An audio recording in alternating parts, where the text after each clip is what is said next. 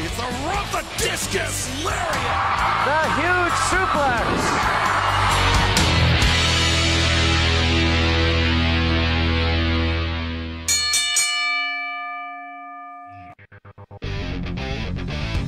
Hey, good morning, everybody. Welcome to a brand sparkling new edition of Thoughts Count Anywhere. Come to you live from the Go Live Vegas studios in the heart of Las Vegas. Our final show of 2020. 2-hour edition. We apologize for the delay getting live. We had some internet concerns here in the morning. Everybody's home and doing their thing, tying up the internet, but we are live. We are ready and running, and we've got a show, a 2-hour special to send out 2020. Coming up first in our first hour momentarily. You've seen it before here on our show a number of weeks back. From Ring of Honor Wrestling, Sledge will be here via video. And then in the second hour from 9 to 10 a.m., the legend. Guys, what other words can we use to describe Funnybone? Right? Legend? Demigod of Death. Demigod of Death. Speaking of which, Jason, how are you this morning? Alive. Well, okay. Matt. That's always a start. That's a good start. Matt on the end. Chief in the middle, yours truly, Aaron Phillips. Phone numbers are on the screen right there, 702-329-6947. When you dial, press number 1. Takes you right into the studio. If you're outside the U.S., 855-502-4321. Chat rooms are being monitored. You can also send us a live tweet using hashtag ThoughtsCountAnywhere. And in a couple of minutes, we're going to bring our first guest in, and he's got us live streamed on his channel, on the Twitch channel. So we're streaming all over the place. We're double Twitch today. We're everywhere. Double Twitch. Gentlemen, how was your week? Good week so far since last we met, Chief? Good week. Good week. All right. Matt, good week? Full of idiots on Fremont Street, but it was a good week. That's a good week. Jason, how about you, sir? Work. Work is good. Work is very good. All right. While Aaron gets us up on our other platforms, before we bring in our guests, let's talk about a couple of I Hear Voice topics. First one. Now, we all know during this past week, Lana was removed from the big tag team title match tomorrow at TLC. Who will be the mystery partner to team with Asuka? There's rumors out there, gentlemen. Who do we want to talk about as our rumors number 1? Rumor is the returning Charlotte Flair is going to seek revenge on Nia Jax. Oh, there's a good storyline there. There's also somebody else out there that might want to exact some revenge on Jax. Is that right, Chief? My gut says Mandy Rose. Mandy Rose. All right, so we got a vote for each. Jason, who do you think will be with Asuka tomorrow? Charlotte. All right. The thing with Charlotte, in my mind, she's almost like the point where, do you really want to bring her back in an empty arena? But they can't afford not to bring her back at this time. They need that star power with what we're seeing about ratings and all sorts of changes. So I tend to agree. I think Charlotte will come back. With that, I'd like to see Mandy get her shot appropriately. I kind of like the team she had with Dana Brooke going a little bit, but we'll see what happens tomorrow during TLC. Next topic. Rumor is it that there's going to be another NXT show. Let's just, for the sake of conversation, call it NXT Light. Gentlemen, your thoughts on this new show possibly in development? I'm Chief? all for it. Oh, sorry, go ahead, Matt.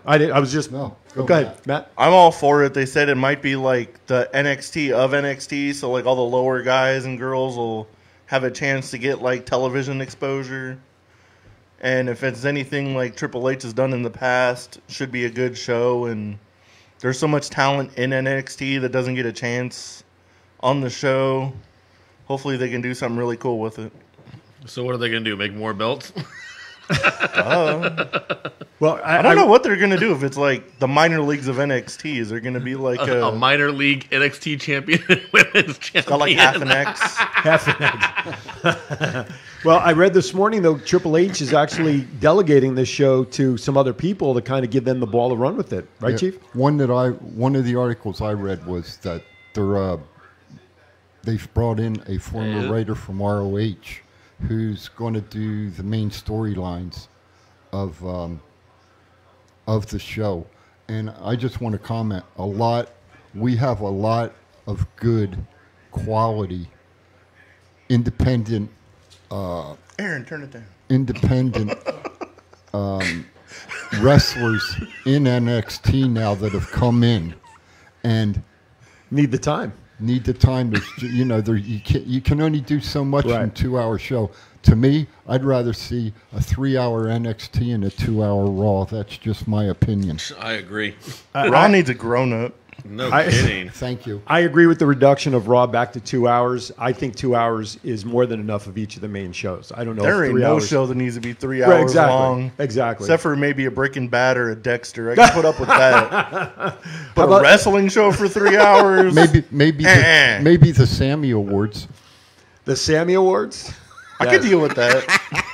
How about the Firefly Funhouse for 3 hours featuring Alexa Bliss?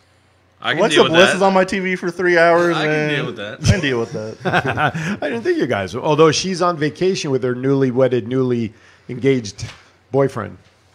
So time is, dare I say, time is ticking for you there, Mr. Matt. Oh, well. Oh, There's some like legit wrestling fans that were like legit angry she got engaged and had to like address this on Twitter. I I'm know. like, y'all have issues. right. I saw that. All right, listen, we're up against it. I want to make sure we have enough time and make up some time with our first guest. So we're going to take our first break just a tad early so that we can pay a couple of bills. And then when we come back on the other side of the break, man, he is the Metalhead Maniac. Sledge will join us live via video right after our break. This is Thoughts Count Anywhere. Don't go anywhere. We'll be right back. For all your sports collectibles in Las Vegas, stop by Power Play Sports Collectibles in the Boulevard Mall. Power Play has a large selection of items from all your favorite teams, specializing in the Vegas Golden Knights, Las Vegas Raiders, and pro wrestling. Power Play Sports Collectibles has an online store if you prefer the online shopping experience, plus they ship worldwide. So if you're looking for that sports collectible for yourself or that special someone, check out Power Play Sports Collectibles online at www.powerplaysportscards.com or at the Boulevard Mall. This is John Cena. I just wanted to send you a congratulations on your podcast. Thoughts count anywhere. Because indeed they do. Thoughts are important. I mean, what would we do without them? And how can they not count anywhere? Is there a place that thoughts don't count? I can't think of one. Well, I just wanted to say thank you very much, congratulations, and good luck on the podcast. Thoughts count anywhere, because they do.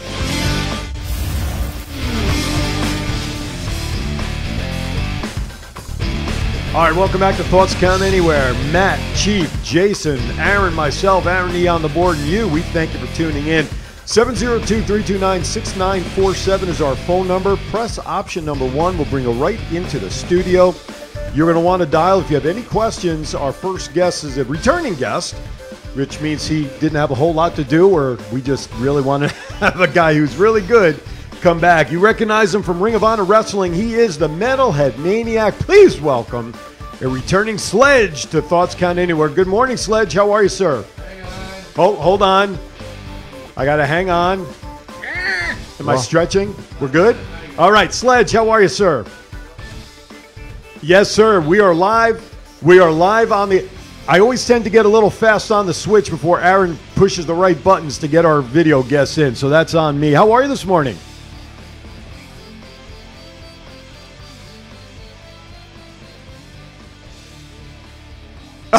See?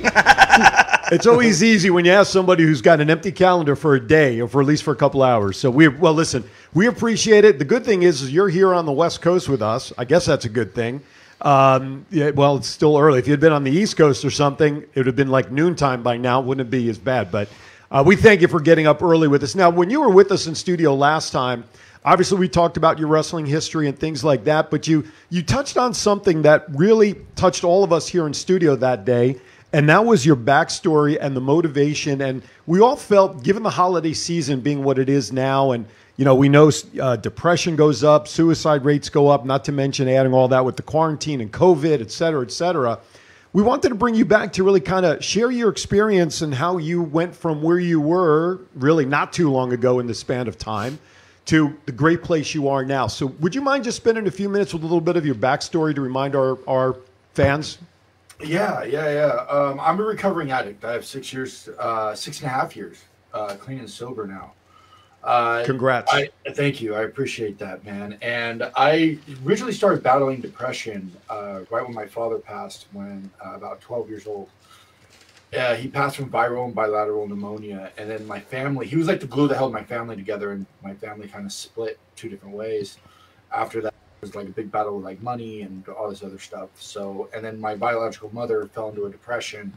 So she wasn't there for me, that the way that she should have been. Sure. I lashed out a lot as a kid, and after that, I got into some trouble with the law, and then I got homeless after that. And it was just like, it just all kind of kept snowballing. And then I got into professional wrestling, which professional wrestling is something I've always wanted to do, even since I was a kid with my dad. You know, it's like I wrestle like as an homage to like him, because he's the one who like got me into it. I remember like sitting on his like knee, watching professional wrestling with him, like watching some of the greats. Who was the first ones you watched with your dad? Oh, geez, Bret Hart, Mr. Perfect, you know, Demolition. Legion of Doom. That's a great era to start watching wrestling. Oh man, that end of '80s going into the '90s era. I remember watching SummerSlam '91, Bret Hart versus Mr. Perfect. Oh wow, for the Intercontinental title with him. Like I remember that. Like that was like that memory always sticks out in my mind with him. So when I started wrestling, I always had like I always didn't have really like I didn't think I had a problem with alcohol, but I always partied, I always drank. And when I got into wrestling, I got hot on the indies like pretty quick. Like WWE was knocking on my door like 3 or 4 months into my wrestling career, you know. And well, that's quick. Yeah, they were on me pretty quick. I was at the first. Keith Lee just did a what was it 24 on Keith Lee or something like that? Yeah, that right. The documentary. Yes. Yeah, his 2013 tryout I was at. So wow. Yeah, I was at his tryout in 2013. When they said no to him, they said no to me. But I also I also went in very not there, because I got hurt fairly quickly in my wrestling career as well with a back injury, and I was mixing alcohol and drug pain prescriptions, and then I was having at home issues as well, and then it all just kind of snowballed. And then next thing you know, I got into a I got into a match. I got into a match that I probably should never walked out of the curtain with, and the promoter should never let me walk out the curtain. Okay. Very, what's the right word? Inebriated? Inebriated? Yep. Yep, that's the right word, right? You weren't seeing straight. Right. I'm an educated person. A little under the weather, huh? Yeah, that's an understatement. Because I was continuing from the night before. Wow. Yeah. And I lost pretty much everything, man. I lost everything that was going on personally in my life. I almost lost wrestling, and that was when the time was where it was time to, you know, start cleaning up. My best friend JD Horror, man, I got his name on my chest. You know, we have the same tattoo on our chest. Every time you see the writing on the chest, man, he has the same tattoo I do. He saved my life. He was the one who gave me the call and kind of gave me the wake up call that I really needed to kind of get my life straight. But you know, with one vice, I just jumped onto another vice, and that was eating. I've always been a big, heavy kid, right? So I always loved to eat. And you guys are sitting there eating donuts in front of me in the studio, and I'm like, I want some donuts, you know. But they were terrible. Don't worry about it. You didn't miss anything. They were terrible. Horrible. I'll just sit over here and drink my water and coffee. That's and I ballooned up really big. I got up to like 300. Like I think my heaviest was like 320, 330 pounds. Wow. And it wasn't muscle. It was fat. And when you're carrying that much weight on your already kind of bad body, it's very hard to walk. It's very hard to move. It's very hard to get motivated. Yep. But something was pulling me back to professional wrestling. Something was. And I'm sitting on the couch at home, and I'm watching Lucha Underground, and Lucha Underground swooping up everybody right now, man. Like they were hot. And I was just like, man, I could have been right there with them if I wasn't such a mess up, a drug addict, an alcoholic, a guy that was out of shape. And that was the moment about 3.5 years ago, I want to say, about 3.5, 4 years ago is when I changed my life completely, and started listening to a lot of motivational podcasts, and started getting back in the gym, and, you know, started reaching out to promoters. And honestly, Wes from Versus was one of the first to take a chance on me after I got sober. Joey Chaos, one of the first ones from Santino Brothers, took a chance on me after I got sober. And then it just kind of just started snowballing. Next thing you know, I'm wrestling a lot, and, you know, staying sober, and then now I'm in Ring of Honor. So the wrestling allowed you to refocus in a direction to take you away from not away from, but to help you stay straight and current and deal with those past demons because you were focusing now on wrestling. Right, but a lot of times, a lot of people don't understand that on the independent level and with professional wrestling in general is when you're the fly-in or when they fly you in, they bring you in, you're like the bigger star. Usually they want to take you to the after party afterwards, right? To mingle with the sponsors with the show who helped pay to bring you in, and they want you to mingle with them. They want you to sign things. They want you to, and usually 9 times out of 10, that's at a bar. Sure. And one of the easiest things that I chose to do was not participate in that. And usually I tell the promoters that I'm not going to participate in any kind of after party thing. If you guys would like me to show up, if I do show up, it's going to be for a very, very brief moment to say hi to people. And then I would like to, because I just don't want to put myself in a situation where I'm going to feel like, oh, maybe I can control my alcohol. Maybe I can have that one drink. And then next thing you know, everything I've worked for is gone right down the drain. So go ahead, Chief. I was going to say to you, Sledge, somebody higher power is looking out for you. Knew what direction to take you in, brother. Brother, I'll tell you this right now, man, because when I lost everything, when I was I lost professional wrestling. I was literally, I guess blackballed would be the right way to put it. With professional wrestling, and I lost my personal life. Went out the door. I thought about ending it. Like I was very close. Like I was there, man. I was on the brink of suicide. I really was, and it wasn't the first time I thought about suicide, especially not being in the right frame of mind. It would have been very, very easy for me to just down a bunch of pills, bunch of alcohol, and just see if I wake up. The thing at this time of year, though, all that you're talking about, and our listeners out there, they're glued to their tubes or they're listening on Go Live Vegas app because I'm watching our numbers.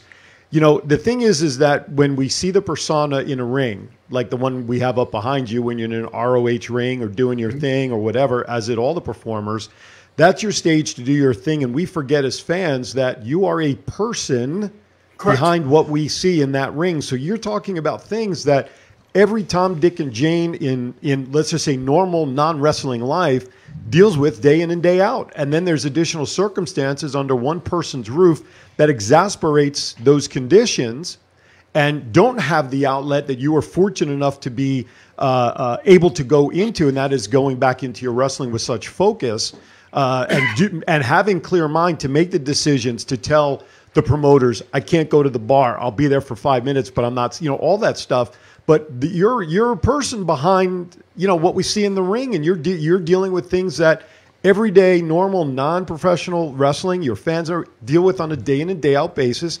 And there has to be tools that we can use to keep our minds clear. What are some of the things that you would tell somebody who's maybe on that path or traveling down that path that you are experienced with in ways that they can, not go all the way with those negative thoughts? And especially in these hard times right now, because 2020 has literally beat everybody down. Absolutely. They beat us down, and suicide rate is up, depression rate is up, like everything. Like it's crazy because gyms are closed, hair salons are closed, other things are closed, but the liquor store's open. Essential. The dispensaries never closed either. Right. I said, like, they closed churches, they closed everything else, but, like, the weed shops never closed a day.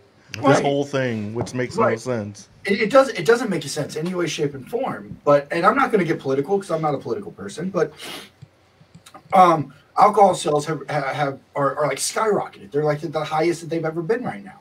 True. Suicide rate is at the highest it's ever been right now. When you go and you confine somebody into a small space where they cannot go anywhere and only thing that they can do right now is seriously get into their own mental thoughts, that's a scary thing when they don't have that own outlet. That is extremely scary. And suicide rates are going up in young people from your elementary, middle school. Let's just say from your high school level on down, because there's, these kids are not used to, like you just said, brilliantly being confined in a small space. Suicides are up with kids, which is even more horrifying. I couldn't imagine I was bullied when I was a kid. I know it doesn't look like I was, Who dared to do that, for crying out loud? No, I was short, and I was a chubby kid. I got bullied a lot, like all the way up to almost high school. I was bullied, and I could not imagine being bullied nowadays, especially with social media. Right. With what I went through. They're gonna see you on TV now and be like, "Oh my God, thank God he's not in the same city." I'll tell you. I'll tell you a story. I'll tell you a story real quick. Okay. One of the guys that used to bully me, used to live around the corner from me, and I would walk the long way around because him and his friends would beat me up every single day, to the point of and this is probably bad to say on air, but I carried a gun with me because I was so terrified. That's understandable.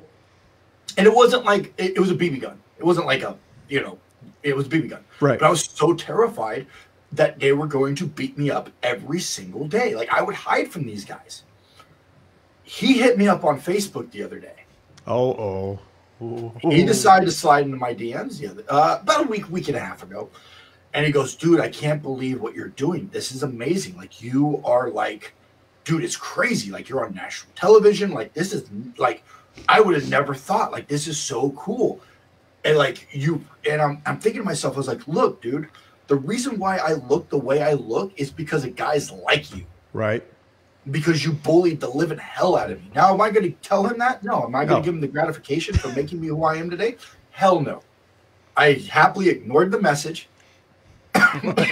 But it's one of those things where it's just like, I'm not going to, I don't know where I was going with that story, but it was just one of those things where it's just like, you beat me up every single day of my life, almost. Mm-hmm. And then you want to sit there and tell me how cool it is, what I'm doing? Like, right. Get out of here. It was almost like for gratification for himself. Right. And I'm just like, I'm not going to do that. I'm not going to gratify you for making me into who I am today. Right. Back to the point of, suicide rate and all that, and how what was your original question? The question was just for folks who are kind of dangling right now on that rope. What ideas or suggestions can you give folks to help put themselves in a better frame of mind, better direction, so that they don't go deeper into the rabbit hole? First off, get off social media. Okay. That's one of the biggest ones, is get off social media. There's so much negativity on social media. Right. If you noticed, like any of my social medias, follow me at Sledge805, newly verified on Twitter. Yes, newly verified. On Twitter. Breaking news. He's legit, people. He's legit. I'm a legit person. He's always been legit. Now, if Instagram could just jump on the ball, that would be great. Anyway, I don't post anything negative. Everything I post is positive. Everything is uplifting, because there's so much negativity in the world. Sure. If you can just get away from and do everything you can, there's so many motivational podcasts out there. There's this outlet right here. This is the podcast. I do a podcast on Twitch, twitch.tv/Sledge805. We go on Monday, Wednesday, Friday, 12 p.m. Pacific Standard Time, 3 p.m. Eastern Standard Time. We call that a plug, ladies and gentlemen. You like how I did that? Good segue. I'm learning, brother. I'm learning. I'm putting it all out there, man. You're entitled. Where I bring motivational people on to help people that are in trying times to try to understand that there is different ways of going about your day. Everybody has 24 hours in the day. What are you going to do with those 24 hours a day? Mm-hmm. Everybody has bad days. Are you going to let that bad day carry into the next day?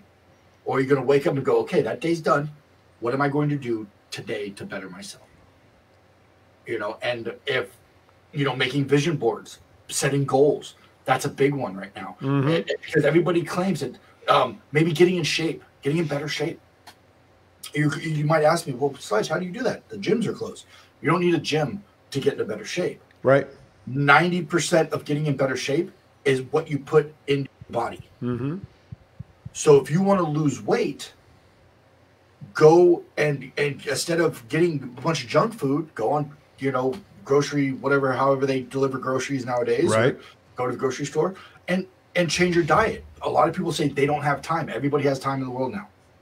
Everybody has time in the world now. Well, yeah, in theory, everybody absolutely does. So what you're saying then is the Krispy Kreme donut box here in the studio is probably not what you have in mind. I mean, no, don't get me wrong. Now that's okay. That is okay in once moderation. in moderation, right? Moderation. Yeah. Like me, I have enjoyed this week of eating whatever I would like, and it's been very, very nice.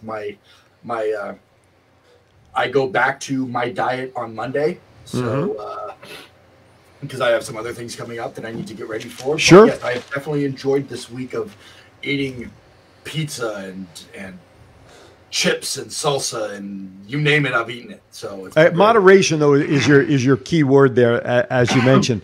So the first thing is get off social media. Yeah. Be positive if your goals make your goals obtainable. And do you do it? And you talk about the vision boards and those, and I've actually have one myself at home. How about a gratitude list? Do you believe in writing the gratitude list kind of thing? I've never actually done that, but now since you bring that up, I'm definitely going to look into that and doing that. Yeah, for sure. You know, and it starts off really in the morning. What are you grateful for today? Not over a lifespan, or you do it at night. What are you grateful for today? What happened today that you can write down that you're grateful for? Family, I got this, I got the job I wanted, or whatever it is. Do that every day. That's again along the exercise of the mental positive thoughts that you keep in your head. Yeah, that's great. I actually never thought of that. That's actually fantastic. So, and it's something that I actually do. I just never thought about, like, you know, what you said. What you said. Like, I never thought about like I do lay down sometimes. I'm very grateful. I'm very grateful to have a job in these trying times. Right. And I'm very grateful for Ring of Honor for even taking a chance on it. You know, when they didn't need to. You know, they saw something in me especially when they knew that I had a past. Right. That's the thing. Right. I was very open with Ring of Honor, and I told them everything, and they were very like, you know, everybody has a past, dude. Sure. You know, it's like, what are you going to do forward now? And now we're taking everything that I've done in my past, and we're putting it out there for the whole world to see, but turning it into a positive message. Someone's messing with my green screen. What are we doing here? Messing up my thoughts. No, Aaron, I just want to remind everybody you're watching Thoughts Count Anywhere, special 2-hour edition today from 8 to 10 a.m. Pacific time.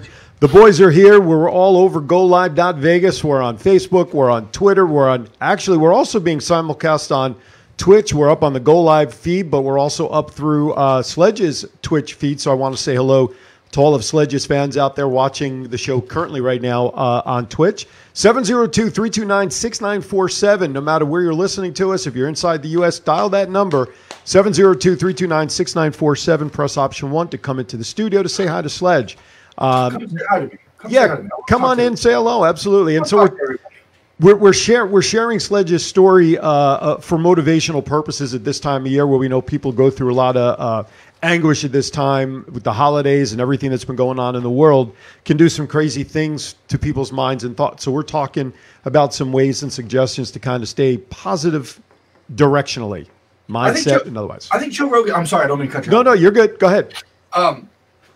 It's funny because a lot of people go, well, I can't work out. I don't have enough time in the day to work out. I don't have enough of this. I don't have enough of that. And Joe Rogan said it best. Yeah, I think I said this last time on your podcast too. And it always sticks in my mind. It really does. Is if I don't have time or I can't. And Joe goes, but you could walk your ass to the refrigerator and get something to eat. Exactly. Right. And the person that was interviewing was like, well, yeah, well, that means you can get your ass up and you can walk around the block. You know, I was told a long time ago, Sledge, 2 words take out of your vocabulary: can't and won't. Yeah, 100%. I tell everybody I'm not different from anybody. Just because I'm a professional wrestler and I wrestle for Ring of Honor, yes, because I set that as a goal and I went after it. Anything is obtainable if you're willing to work for it and you're willing to sacrifice for it. Mm-hmm. It's not going to become easy. You have to be willing to make sacrifices to make your dreams obtainable. Make them reasonable, yeah, absolutely. Just like I had to move away from California for a short period of time for me to go work for Ring of Honor. Right. On no guarantee, on an opportunity. And I went, and it worked out, and now I'm living back in California, and now I'm flying to where they need me. So, absolutely. Yeah. Let me ask you this question. You're first of all, let's give out your contact information again so that anybody watching or listening can reach out to you directly or watch your shows or your podcasts. At Sledge805 on everything, social media, Twitter, Instagram, twitch.tv/Sledge805. We sit down, we do coffee with Sledge Monday, Wednesday, Friday, 12 p.m. Pacific Standard Time, 3 p.m. Eastern Standard Time. If you'd ever like us on your show as guests, let us know, dude. We'll be there. I would love it. Yeah, definitely. Let's do that. We're actually doing a huge stream with Marty the Moth, who is a former guest of you guys. Yes. One of the craziest shows we've ever had, by the way. That guy's absolutely just... I love Marty. That dude's awesome. Toilet paper. He was on my show yesterday. It was absolutely nuts. Anyway, we're doing a stream. Now, it says 6 hours. I don't know if I'm going to stream for 6 hours. To help get kids. Marty has chosen 2 families to help the kids who are in need of Christmas gifts, some financial, so on and so forth. So myself, Christy Janes, and him are going to be doing a huge stream, playing games. All the money that you guys donate go to these families. So yeah, we're doing that on Monday. I'm really excited about doing that. Can you post that information on Thoughts Count Anywhere's Facebook page so we can share it? And I was going to say, send me the link and I'll put it on all our socials and our website for you. There you go. Absolutely. And where should he send all that to? Yeah, send the stuff to Matt and we'll put it up on our stuff. Where should if you can just email it to info@thoughtskountanywhere.com. Okay, just I think I have it in my email. Your guys, or I have you on Facebook. You can just message it to me too. Just message me on Facebook. Okay. And then I will go ahead and do that. Just don't. No worries. Don't give out my real name. I don't want people to add me to Facebook. Isn't it Mr. Sledge? Yes, that's it. There it is. Yes, absolutely. Go ahead, Matt. I didn't mean to cut you off. You had another thought there. I apologize. I was just gonna ask you a question that I saw pretty interesting when you were starting to blow up and you ended up on Stone Cold's podcast. Mm-hmm. How much did your life blow up almost instantly right after that? It was insane. It really was. I actually just talked to Steve yesterday. Oh wow. It was his birthday. So happy birthday, Steve. When that podcast hit with me and Steve Austin, that first off, I would love to re-record it because I was very nervous talking to him. And you could tell it in my voice when I listened to it. And also, if you guys haven't heard it, me on Steve Austin podcast, it is officially on my YouTube. So just head over to my YouTube channel, youtube.com/Sledge, and go check that out because the whole interview is on there. Anyway, within the matter of minutes of that being released, my inbox just filled up with people wanting to book me because I had the stamp of approval from Steve Austin. I would say he put you over. That's the ultimate rub in the industry. Absolutely. And that's the bottom line. What? Because Stone Cold said so. Absolutely. There you go. Thanks, Steve. That hit, and then next thing you know, I'm booked in Texas. Next thing you know, I'm booked in Washington, and then Louisiana, and I'm doing triple shots, different states and different all over the place. And then I never thought, because of the WWE thing, me going to the tryout in 2013, didn't have a good tryout. I was very inebriated for that. I never thought I would hear from WWE again. And then next thing you know, I'm backstage 4 times with them in that year. And then I'm doing Impact Pro Wrestling and on their pay-per-view, and it all just kind of just started just snowballing very, very quick. It's like that gift that goes viral, you know, like with Alex Zane. He did that 450 onto that table, and the next thing you know, he's in Japan, and now he's with WWE. It's like it just went everything. It just opened up so many doors, and I don't think I would be with Ring of Honor right now if it wasn't for that podcast. I really don't. He like Matt said. I mean, that's a big rub when you have a guy like Stone Cold, basically endorse you, and that's huge. That's huge. We have a couple of questions here that the guys came up with, but one of them is, who's your dream guest for Coffee with Sledge? And guys, we know the answer to that. It's Thoughts Count Anywhere. That's the dream guest. That is the dream guest. I mean, it's got to be, right? I mean, am I wrong with that, guys, or what? No, you're 100% right. We're clipping that part. No, come on. One of them, and I'm setting a goal. If I hit X amount of followers, I think it's like 1,000 followers or something like that on Twitch. I'm going to reach out to Steve Austin and see if he'll come on my show. Oh, there you go. Absolutely. Well, I'll say if he agrees, you will go from like whatever things to like 10,000 probably instantaneously. I agree. I've had so many guests, man. I've had Jay Lethal. I've had Mil Mortes, who, congratulations to him, who just signing with MLW.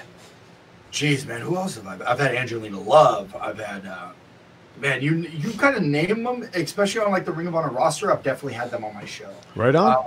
There's a couple guys that I'm still working on, like Matt Taven. Love to have Matt Taven. We're working that one out. Dalton Castle, working that one out. So yeah, there's a couple people. So Chief has a question for you. Hey, Sledge, real quick. Being that you're in ROH, who is your dream match of wrestling? ROH, Jay Lethal, somebody else? It's a good question. Everybody. I want to wrestle everybody. There's not a guy on there that if you look at what Ring of Honor has done since we came back in August with the Pure Tournament. Was it August? September. Yeah, Pure Tournament. September with the Pure Tournament. Now with the television that we just did. With Final Battle last night. Final Battle was an amazing pay-per-view. I couldn't take my eyes off the pay-per-view last night. I mean, Jonathan Gresham wrestled twice. The guy's a beast. Tony Deppen wrestled twice. Tony Deppen, who's not a contracted wrestler with Ring of Honor, takes it to Dragon Lee. If you guys haven't seen that match, holy crap. Hats off to Tony Deppen.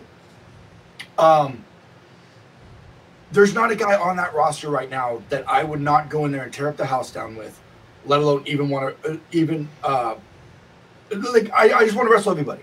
My top, I guess, 3, if you're asking, would be, or top 5 would be Matt Taven, Vinny, Jay Lethal, my coach Jonathan Gresham, and probably Brody King.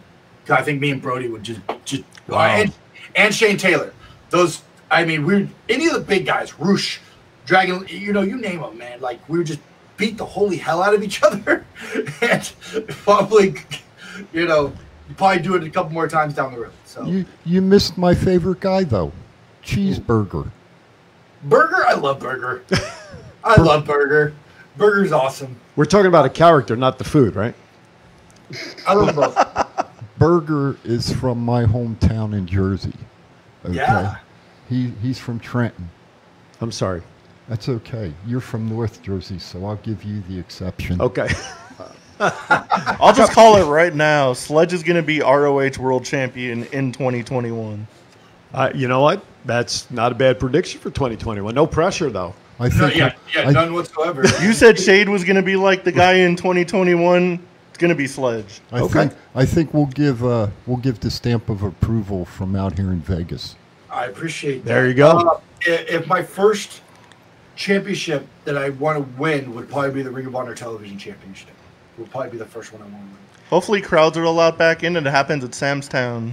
Oh, yeah, then we can all be there. Yeah. I will lose my mind if he wins the title here. What's up, Jason? That I have never wrestled in. Hey, Sledge, got a quick question for you on this one with Ring of Honor. Mm-hmm. You have mentioned the people that you want to wrestle. Who is the people that you would love to hold the tag team titles with, if you had a chance to? The 6-man tag championship and the tag championship. Who would you want to have as your partner? Ooh, that's a good question, actually. Are we doing the tag, or are we going to do the 6-man? The 6-man? The 6-man? First, and then the tag second. Oh, Jesus. I'm going to say Matt Taven and Mike Bennett. Oh, Mike Bennett. That would be the business. Yes, it would. Wow. The Kingdom. Wow. Didn't expect that turn. Whew. Mike Bennett, Mike Bennett is one of those guys. He's also been a guest on my show. 3 years clean and sober, recovering addict. Yeah. One of the nicest human beings in the world. And what's great about having guys like that, like Matt Taven and Mike Bennett, who have been in Ring of Honor forever, been in the business, for a long time, multiple champions, is I look at those guys like mentors, and I get to text them and ask them questions that I have, or, hey man, what can you give me a trick here? So on and so. Like I was just talking to Mike Bennett and Matt Taven yesterday about different things, and it's just one of those things, man, where it's just like, those guys, I think we would be awesome together. I really would like that's a dream of mine to be 6-man tag champs with those guys. A tag title run? Yeah. I'd say Mike Bennett. Ooh, I'm gonna. Am I frozen? Oh. Yeah, there you are. Now you're back. We're back. All right. Yep. Are we good? Yep. Yeah. All right. I want to say Mike Bennett. I think we could do good. I think we could do good business. I really do. Nice. Considering the fact, Sledge, with everything that's been going on with the Ring of Honor, and some of the biggest names that have come out of Ring of Honor, from Seth Rollins to Kevin Owens to Daniel Bryan. I mean, who? You mean Tyler Black? Brian Danielson. There you go. Okay. Joe. I'm following you now. All right, sorry, Kevin Stern. So you see that just a lot of people don't. Wait, can you hold that cup up? Our audience has to see that cup. Hope everybody appreciates that. Sorry, go ahead. So from what you have seen, and now you being in Ring of Honor, I still to this day believe a lot of people don't give Ring of Honor their due, but you guys are fantastic and have shown just what you guys are capable of doing that a lot of people don't understand what you guys can do. Look at everybody on top of WWE right now. Exactly. They're all former Ring of Honor. Absolutely. Look at the Undisputed Era. Oh, good Lord. There we go. Ring of Honor guys. Adam Cole, baby. Matt, that is right there with you, bro. Hell yeah, I knew all 4 of them way before they were in WWE. Absolutely, 100%. You know, Kevin Steen. You know, you said it yourself. Tyler Black. You know, El Generico. Yeah, man. The ladder match between him and Steen. I mean, come on. AJ. AJ was there for a minute. AJ Styles. You know, you name the who's who that is on top of WWE right now. They all came from Ring of Honor. It was crazy, like, between, like, everyone saying, like, how much they can't stand WWE and all the dramatics and all that stuff. Ring of Honor's got, like, the storylines, but the wrestling is off the hook. Like, I don't know how and why more people, like, don't watch Look at that one fan. ROH. Look at the one fan that we had at Sam's Town. We had a fan, Sledge, at Sam's Town who talked bad about Roman and Seth. And said they can't wrestle, they can't do this, and they're like, okay, or did you not watch Ring of Honor? Like, did you not pay attention to what they can do? Yeah, it's kind of I don't know WWE's writing or anything like that. I'm not a big I watch it. I know they have a big pay-per-view coming up on Sunday, the TLC pay-per-view. I think there's a couple good matches in there that I'm really interested to see. And then I heard you guys when you guys went on air about they're splitting off and doing like a new NXT. And you said somebody said that there was going to be a former Ring of Honor writer that's going to be ahead of that. I'm guessing that would be Adam Pearce. I'm guessing that would be. That's not the name I saw this morning in an article. That's not the name you saw in an article. Okay. It was like one of the former head writers for Ring of Honor. It was in Triple H's back pocket, apparently. But it wasn't. It was not Adam. I don't recall the name in the article. I read it this morning, but it was not. It was not Adam. But given how much airtime he gets, and every time he's introduced as the former NWA champion and everything, something's got to develop with Adam Pearce. But I digress in conversation. All right. I'm sorry. Our time. I'm just keeping an eye on the clock. Let's go back to the conversation for a moment. In about 60 seconds, let's give somebody out there some motivation, some inspiration to help them get through this time if they're suffering and dealing with anything. Understand that you're not alone out there. I know sometimes you feel like you are alone. You understand that sometimes people don't, return your text messages or return your messages, period. But understand you're not alone. There's a reason why you're in this world. There's a reason why. Sometimes it's harder to find that reason, but there's a reason why. And just remember that. There's a reason why you woke up today. There's a reason why you took a breath of fresh air. There's a reason why everything happens for a reason. You might not like the reason, but everything happens for a reason. And you have 24 hours in the day.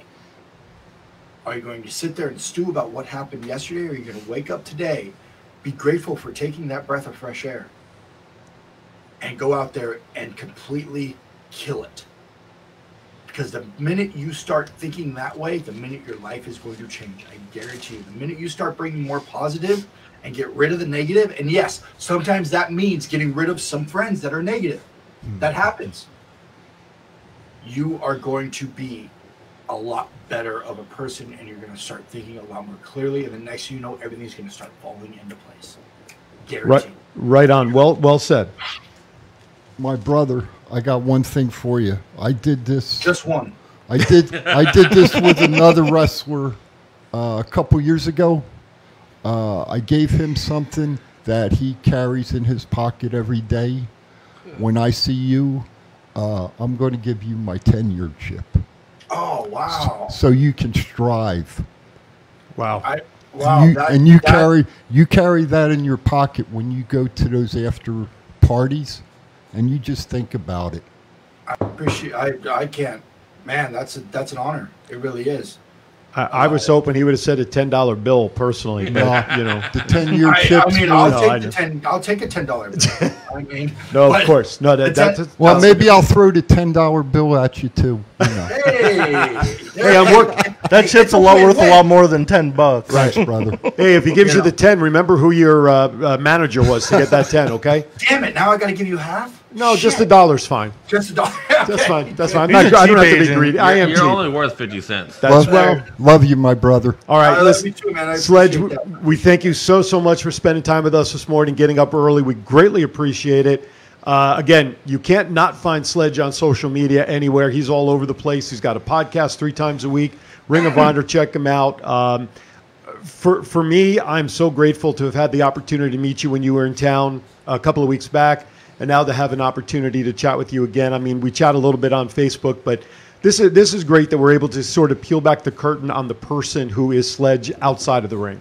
And I think your messages need to be broad, and they need to be wide, and they need to be listened to. So I want to wish you the happiest of 2021 upcoming, because at this point, who gives a crap about 2020 with 2 weeks to go? Surprisingly, 2020 hasn't been bad for me. Well, that's good. I'm not like hating on 2020. Good point. So congrats on. You make the best out of a situation. Very true. Very true. Absolutely. Sometimes you got to make chicken salad out of chicken shit, and that's what 2020's been. Absolutely. Brother, I've made a lot of chicken salad. I'll tell you that much. And I think I want to order some of those mugs that Sledge is drinking out of on the show, because I know a few people I'd like to give it to. This was a gift from somebody in Australia sent this to me. Oh, nice. Oh, wow. That's awesome. Right on. Right on. All right, listen, Sledge, we're going to let you go, but you know who our guest is coming up in the second hour, and I know you have some history with him. So if you want to hang tight there, we'll mute you. We'll try to get him on video as well. If we're not able to bring you both on, do me a favor and jot down the 702 phone number that you see on the screen, so that this way, worst case scenario, you can call in at about the bottom of the hour if need be, okay? Oh, man, you really want me to call in with Funnybone? Yeah. Why not? The demigod of death. He's going to be live in studio with you guys? No, he's going to be on video like you are. He's going to be on video? Okay. Yes. Right, So, the demigod of death. Oof. The demigod. We've had some battles. Well, it'll be interesting to hear some of those warrior stories. So, all right, ladies and gentlemen, we want to thank you for watching. Just about our first hour is almost wrapped up. Sledge is terrific. A great individual, and for him to overcome what he has personally to be where he is today in a relatively short period of time. What do you say, about definitely. 6 years? Yeah. God bless him, and may he continue to grow on that track. All right, final thoughts on our first hour, gentlemen. I thought it was a great interview. Sledge is a great guy, has a great story, and hopefully it'll help and inspire some people out there. It's great to realize that the wrestlers are human beings, and they have their own issues just like we do on a day-to-day basis. Thanks, Sledge. Jason, thoughts? Same. Agree. Very insightful, sir. I was going to say. Hey, there's not much to say. I mean, you guys pretty much said it. Like, Yeah, there's not really much. A lot of to people say. don't remember. They're like human beings. They just have cooler jobs than we do. Yeah, like that's the one thing about I've people. got the best job in the world. I'm retired. But There you go. That's the biggest thing. A lot of people don't understand. That's right. Be it wrestlers, boxers, NBA players, UFC fighters, Anybody in the NFL, spotlight, anything yeah. in the spotlight. Yeah. Yeah. Granted, they are celebrities, But they are human beings, and they go through the same bullshit we do on a daily basis. And Yeah. you guys think that they're... Prime example, and I'm going to use his name, and may he rest in peace, Robin Williams. Oh, God, absolutely. One of the best comedians in the world. That's right. And acting in Hollywood. No one knew that he was going through so much depression and left us. Yeah, it's kind of crazy. A lot of like comedians, from what I've seen, are like just like depressed, miserable people, but they like turn it on for the microphones, and when they're like off the microphone, they're Or Chester Bennington. completely different people. Chester from Lincoln Park. You know, I saw that guy like 2 weeks before that happened. He was like super nice, super good mood. So, You know, it's interesting that you said. I want to just share a quick little story about when the light's on. My mom passed away 20 years ago in November, and about a year after that, my depression really kicked in. So I went and I saw somebody to get through it. And after about a year, I said, "Okay, I'm healed. I'm good. Thank you very much for your time." I was Lieutenant Governor of Kiwanis out here, and my retirement function was up in Sacramento. So I'm sitting and reading a USA Today report while I'm waiting for my flight to come home. And there's a story in there about Terry Bradshaw. Now, those who don't know the backstory on Terry, of course, everybody knows in the Steelers, et cetera. He's been married a couple of times, but he suffered from depression terribly. Yeah. But when he was on set doing the Fox Sports, like you just said, using your words, when you're on stage, you'd never know there was a problem. True. But the story from the co-host at the time was James Brown, who's now on CBS. He talked about as soon as Terry walked off the set, got into his room, he was glum. He was back in that depression until he got onto meds to help balance his. So I read this little 2-paragraph article when I got, because I was still suffering and didn't know it.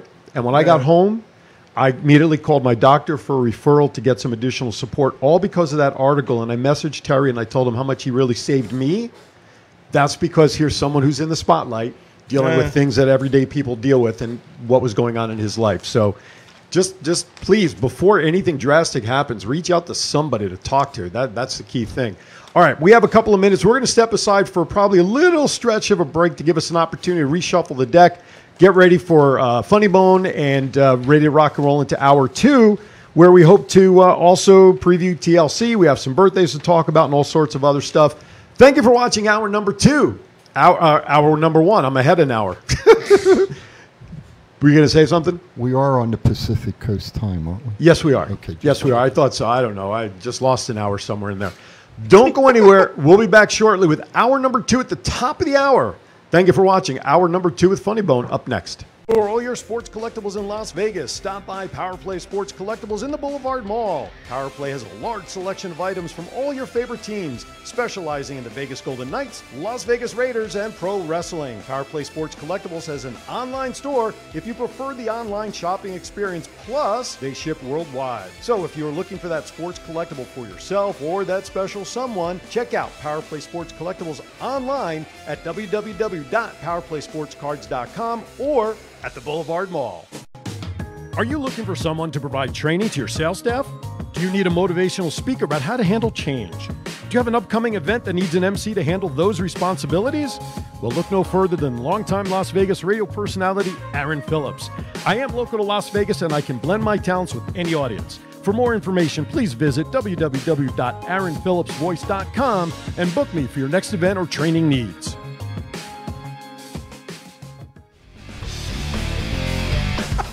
Hey, welcome back. Hour number 2 of Thoughts Count Anywhere underway. that was the That smallest was the break shortest ever. extended break ever. Well, yeah. Oh, hey, I finally got a watch party to start for the second hour. Oh, my goodness gracious. I don't know what Facebook is doing nowadays. They don't like you, Aaron. Well, you know what? The way that they're handling boosted posts now, and thank goodness it's not necessarily affecting Thoughts Count Anywhere, but some of my other shows that I do, when I boost the post the way I have been for a year and a half, almost 2 years, the results are nowhere near what I used to get. And I'm doing everything the same, and yet Facebook is just kind of putting a kibosh a little bit on my business, and I'm not happy about that. So, Facebook, I don't know what you're doing, but please, let's go back to what we were doing before. Anyway, hour number 2 is underway. That's Matt, that's Chief, Jason in the DJ booth. I'm Aaron Phillips. We are here to start and kick off hour number 2. Once again, we want to thank Sledge for hour number 1. A great guy, great inspiration for himself and others to realize, as we said at the end of hour number 1, They're normal people. They bleed red like we do, and they deal with everyday issues. Okay. Funnybone is a few minutes behind. We are looking for him to link in, and we'll bring him on hopefully by quarter after when he's linked in. But in the meantime, we have a lot of stuff we can go over in the meantime. You want to start talking about TLC? Where you want to cover that, guys? Yeah. All right. So let's talk about TLC, which is tomorrow. 3 p.m. is the pre-show. 4 p.m. is the regular card. Women's Tag Champion. We talked about this a little bit in the first hour. Nia Jax, Shayna Baszler will take on Asuka and a mystery guest to be determined, which we're all guessing is not so much of a mystery. Charlotte and Asuka are going to walk out tag team champions. Chief?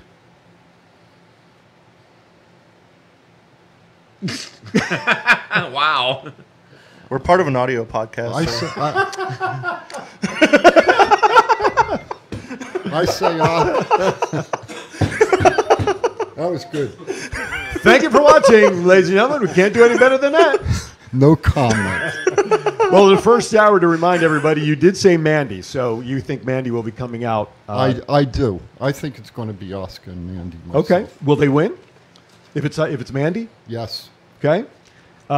Jason? I'm saying Asuka and Charlotte, and Shayna turns on Nia. Ooh, a little twist there with Shayna. But that's not going to make her face. You're just talking about... Well, no. Shayna is still looking for a shot at the Raw title. Right. So... Wow. Nia cost her that shot. Nicely done. I like that little piece at the end there. You're thinking like me now. I've been thinking, bro. That's dangerous. That's dangerous. Kind of crazy she hasn't been Raw Women's Champion yet. Yeah, absolutely. Every time she's come close, look at what's been happening. She's got screwed. Yeah. She went from like the most dominant like NXT Women's Champion to, oh yeah, Shayna's on Raw. Like prime example, Money in the Bank. Yeah. What did we see her for a little bit, and then all of a sudden she was gone? Yeah, it was like that whole like other when they were going like up the stairs and never got like to the roof. Yeah. He's one of those people. Yeah, like she was like just gone.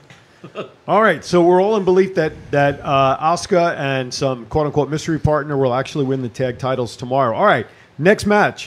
Raw Tag Team Championship, New Day versus the Hurt Business. I'm going for the Hurt Business. Okay. The Hurt Business. They've had too many matches where they lost. They're about to win one at some point. Who cares?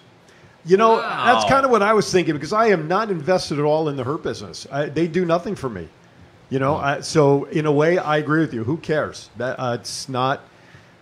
Yeah, I'm with you. So you guys, so we have two Hurt Business. We have two Hurt Business and two, no give fucks, and two no more fucks to give. So yes, and a Sledge mug. Right, exactly. All right, next match, which you're actually seeing previewed here on the monitor in front of us from this past Monday night. Firefly Inferno match, Randy Orton and The Fiend. Can we do something else in Inferno matches? I mean, Randy Orton seems to be in more Inferno matches than even Undertaker or Kane was. It's crazy. But anyway, what's your thoughts on this match? Since Randy lit the house on fire years ago. There we go. I think he's going to lit the puppets on fire somehow. Chief? The Fiend. There's no way the Fiend's not going to win this match, but I don't see like Randy Orton getting set on fire. I think something's going to happen to the puppets or something. Randy's going to set things on fire, but this is a good segue for Alexa Bliss to go full Sister Abigail and just cost Randy a lot. Speaking of, when I saw that thing she was on vacation, what a time to be on vacation. Like, she's in the middle of like the biggest storyline like in WWE besides Roman. And well, she mentioned on Twitter though that this time off was planned months ago. Even then, be like, hey, you're involved in this. You can go on vacation when this storyline wraps up. But she can easily come back and watch TiVo later. She can easily just come back and just like full-fledged Sister Abigail and just everyone will be like, wait a minute, you were on vacation. Maybe that's a setup. Yep, exactly. And then there's talk that if it's going to be, there's talk of maybe Nikki Cross possibly teaming with Randy if this is going to become more of a intergender thing with what's going on with Alexa and Bray. There's a lot of opportunity. We saw Orton lose or get passed out by the Fiend this past Monday. The Mandible Claw either this week or the week before. So anything can certainly happen. All right, next match. Intriguing women's SmackDown title, Sasha Banks versus Carmella. Hate to say it, but I see Carmella getting the belt. They put on a pretty good thing on Friday from what I saw in the highlights, but I see Sasha retaining. Between all the stuff with the Mandalorian and just she hasn't been champion for more than a couple days every time she's had it. Yeah. It's about time she has a long, good run with it. And the recording for Mandalorian right now is done for this part of the year, I think. So she's epic. Epic. So. I think Sasha's going to bust a bottle over Carmella's head. Down. To speak with Mandalorian real quick. It's on pop culture. We'll get it there. I'm just going to say right here, right now. If they don't make a figure of her. Oh, they're going to. If she hates wrestling fans bugging her, wait till now she's part of Star Wars. She's gonna be hating life once fans start coming back everywhere. Her demeanor's gonna change real quick. All right, next match. The heavyweight titles, WWE Championship, Drew McIntyre, AJ Styles. Drew retains. As much as I hate to say it, Drew retains. I'd love to see AJ get another shot at that title, but I don't see that happening. I think it's going to be a disqualification. The big guy's going to get involved. Well, somehow. he's down at the Performance Center getting extra training, isn't he? It's a TLC match, though. There ain't no DQs. That's true. I love she's looking at you right now. Audio, sir. Audio.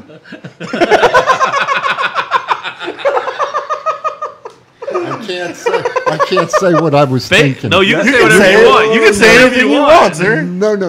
Where's Sledge's mug? We're gonna have to get those mugs. We just hold the mug up when we want to say We something. are not under the FCC. You can say whatever the fuck you want when you want. No. That's not in my vocabulary. No, I think Drew's going to retain. Ben Hall asks, no spoilers, but we don't have any spoilers to give. These are It's just tomorrow. Unless he's talking about the Can Mandalorian. you do a little yuck in there? No, we're not going to talk about. We're going to talk about Mandalorian, but not specifics. Who wants to know? Ben. Who's Ben? Ref Ben. Who? Okay, next match. All right, I think would you guys not agree that this next one's probably going to be the main event? Roman versus Kevin Owens. That'll be the main event, and there's literally no way Roman's not winning that match. Yeah, he has to, right? Does Jimmy make his return at this point? Jimmy Uso? Somehow? They said in December he was coming back, but there was some interview with Jay saying when Jimmy was coming back, but I didn't see it. I didn't either. I say Jay's going to turn on Roman tomorrow. I don't see not necessarily Roman not retaining the belt, but I think Jay is going to be involved in the match, and he's going to screw it up, and the outcome's going to be he's going to do something to Roman. That would make good writing, but they're building it's the WWE, so who knows? Jason, What? are you paying attention to the show? Not really. Okay, never mind that. I got two of them now. They're building this tribal family thing so hard right now. I don't see Jay turning on him just yet. I think it's too soon for that. Jimmy coming in, causing something to happen that Roman will get the win over Kevin, I think is the thing that will help solidify him getting into the tribe, even if he gets into the ring not until 2021 at some point. I think Roman retains and Aaron, there's no DQs, but I think Jimmy will make an appearance. Aaron, I'm sorry. I'm tired of the whole tribal chief bullcrap with Paul Heyman.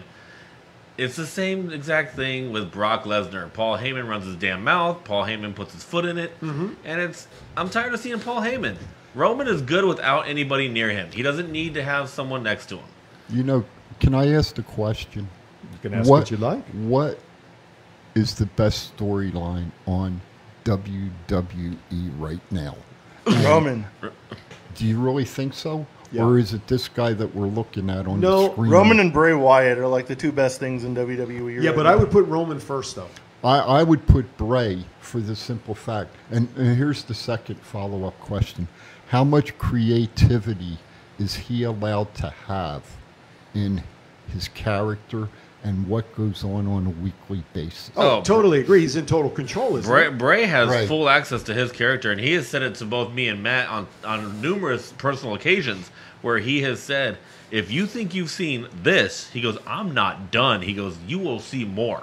So Bray's got full control of his character. And to me, that right there, that's good television. The rest of the shit that's on WWE, other than a couple. Something that I'm concerned with, though, is, they're trying to turn Bray and Alexa somewhat of a face. Yeah. So we know when Fiend first came out, he was this monster, right? He was this crazed demon, using certain words. And I think with going up against a Randy Orton, who he knows a heel, you've got this heel versus heel thing, but they're trying to turn him to the face. I think turning him face a little bit is diminishing from the background of the character of what the Fiend was originally built to be. Yes. Does he play mind games? Yes, no question. So, and Bray does have full control of his character, just I think like Roman does on the other side. But if you have my opinion, I find the Roman Reigns storyline with the tribal chief and head of the table and all that more emotionally invested than this rivalry, which is more of an entertainment rivalry. I think there's nothing deep in here. There's no real backstory other than, Orton burning down the house a couple of years ago. But there's no build-in here with emotion, in my opinion. The reason why I say that, Aaron, with the whole tribal chief thing is because, prime example was SmackDown. He literally goes and tells Kevin, I'm the tribal chief of your family. I am the one who puts food on your table. It's like, dude, no, you're not. Like, that is not where you can say that.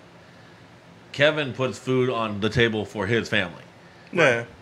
Roman is not in charge of every other superstar that's in the background. But I think that's what makes his character intriguing, because he thinks he's helping everybody. It's he's the guy on SmackDown.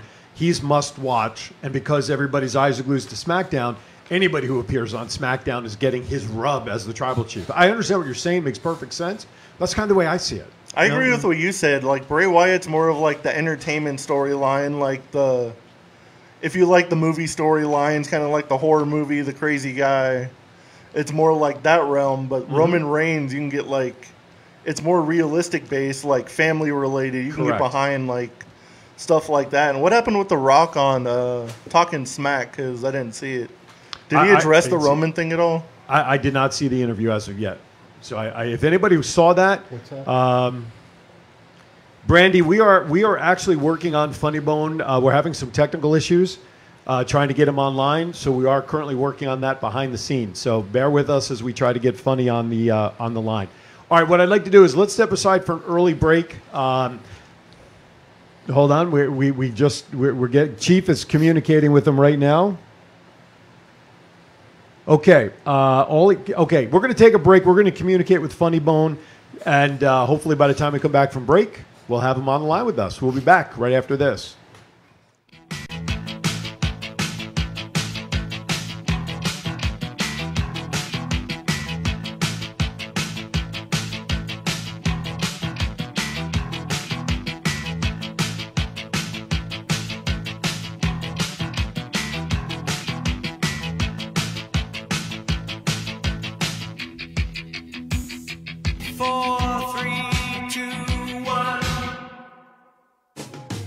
Are you looking for someone to provide training to your sales staff?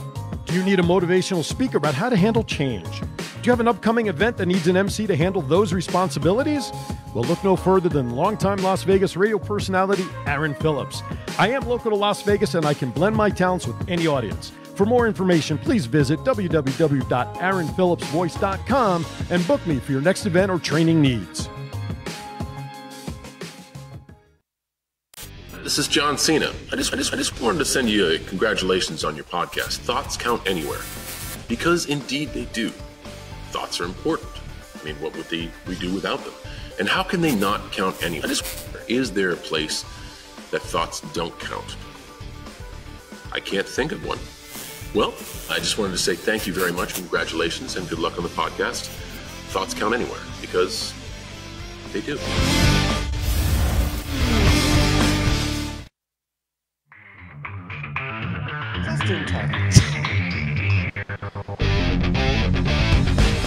All right, welcome back. I literally just spoke to Funnybone during break, so he's working on the link on his end, and we are watching him. However, if he's unable to get the link live, then he's got our phone number to call in, and we'll have to do the interview via phone. Do we still have Sledge on video? Sledge is still there too, so hopefully it will work. Let's see. Brandy shares that it was a small segment with The Rock of an old interview. That's why there was no real build-up for him being on the show. Oh, that's kind of low. So, okay. Do we have him clicking on the link there? We're getting him? All right. Looks like we're going to have the Demigod of Death joining us here in about 10 seconds. We've got him looped in. Aaron's just configuring him so we can get him up on the screen. Okay. Can he hear us? All right. Funnybone, if you can hear us, just turn your camera horizontal so we can get a full picture rather than the up and down. I just heard a hard breath on that other end, which tells me we've got his audio. Yeah, there you go. So I'm shaking already. My stomach just got my heart in it. All right, so glad he's not here to chop us. Or something. I know. Listen. You have him all. I will pay to see that happen to Aaron.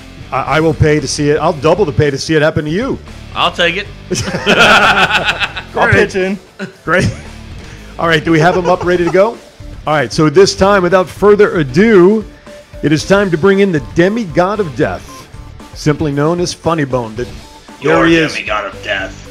What's that, sir? Your Demigod of Death. You are my demigod, but it's everybody else's. Your Demigod of Death now joins us on Thoughts Count Anywhere. Good morning, sir. Morning. We appreciate you taking time to get up with us this morning. Fellas, say hello to Funnybone. What's up, Funnybone? Yourself. I think we all feel that way in the morning, too. I think he woke up on the painted side of the bed this morning. Great. Funnybone, first of all, our audience is doing wonderful things. They want to see you and they want to hear from you. What is happening for you at this time? I know it's not a whole lot in the ring action before we start getting into other matters of your history, but what's life like for Funnybone right now during this time of not a whole lot of live matches happening? I hit the gym a lot, make T-shirts, make content, whatever I can. I have shows coming up in January and February in Florida because they don't give a fuck there. So that's right, they don't. Awesome. Where can people find your merch? Store Frontier and Brainbuster Tees. Okay, and just go in and do a search under your name, I presume. Yeah, Demigod of Death. Excellent. Okay, guys, next quote. Why don't you guys pick it up here? I don't want to take over the whole interview. Funnybone. Good morning, it's Chief. How you doing? Hey, what's up, Chief? I actually like you. Thank you. I appreciate it. I'm gonna get into early. Can you talk about where you got started in your wrestling career, and who trained you? I got started right here in Las Vegas. I was originally trained under Scott Casey and Nick Bockwinkel. Wow. So if you don't know who they are, you fucking suck at life. That's the truth. Very true. Damn truth. Where'd you come up with I trained under them for a couple years. Scott was more the physical aspects of it. Nick was more the mindset of it. Two amazing minds in professional wrestling. Two of the best ever. Scott Casey was the man that trained Booker T, so obviously he's pretty good at what he does. Nick Bockwinkel was just he's the best, period. Very true. What got you interested in the squared circle in the first place? It's the only thing I've ever wanted to do. Never in my life I remember wanting to do something else. Oh, wow. Didn't you just go over 20 years, sir? No, 19 years. 20 years will be in May of next year. May, okay. Almost. That's a heck of a milestone. Hell yeah. Who was the first wrestler? I'm gonna be old.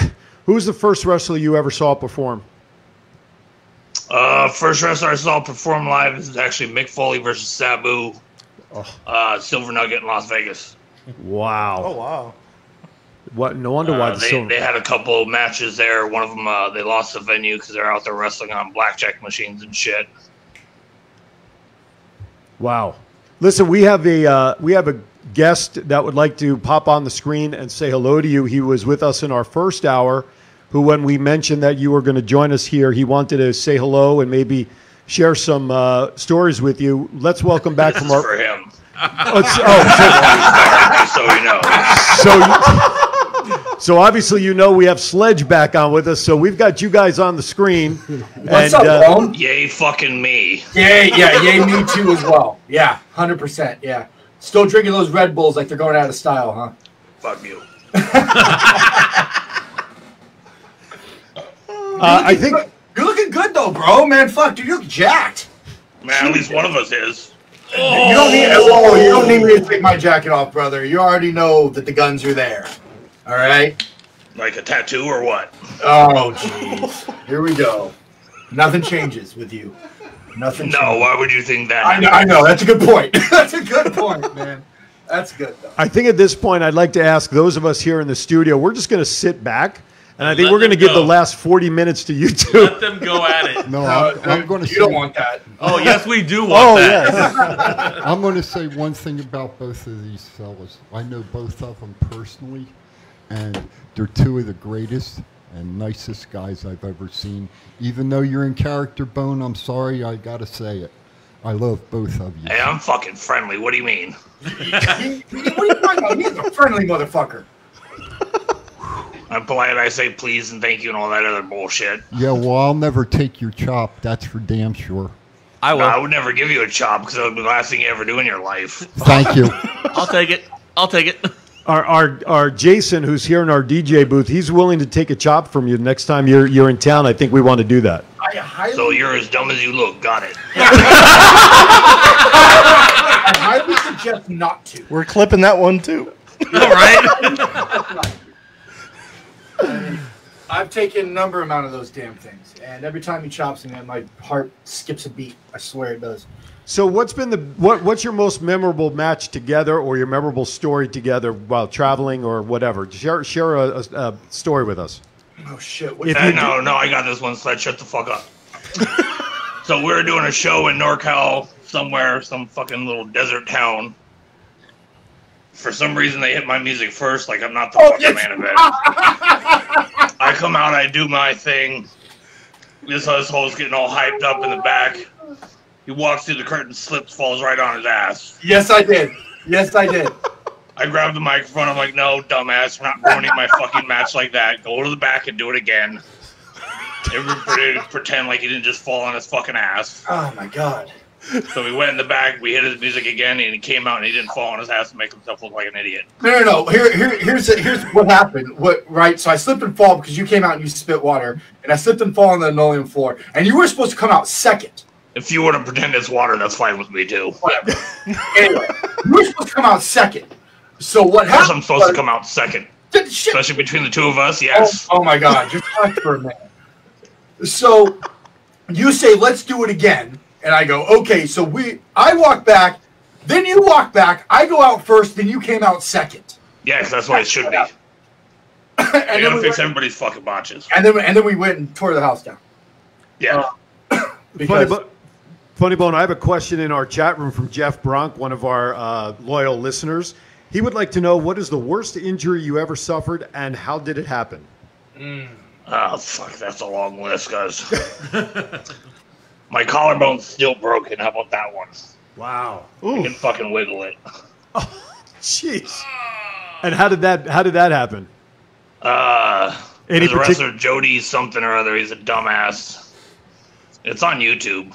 Okay. I actually broke my collarbone in 3 places, and then I picked him up and dumped him on his head from the top rope. So I still fucking won. I remember popping your tibia backstage. Remember that happens all the time. Yeah. That happens in my sleep now. It'll fucking pop out of place. We were in, we were in some rinky-dink town, and we were wrestling on, I think it was a Wednesday or something like that. And I'm watching your match, and your tibia pops out, and everybody doesn't know what the hell to do. So I slide in real quick and I help you to the back.